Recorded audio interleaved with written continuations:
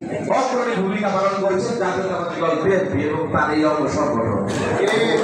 এবং বিশেষ করে এই দামিনী বাগ নির্বাচনের পূর্বে এবং 5ই আগস্টের আন্দোলনের সবচেয়ে বেশি সক্রিয় ছিল জাতীয়তাবাদী স্বেচ্ছাসেবক দল।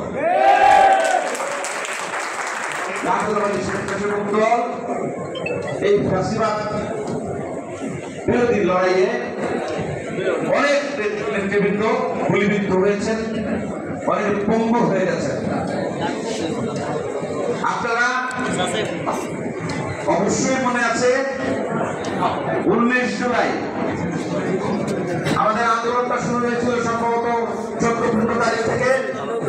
এই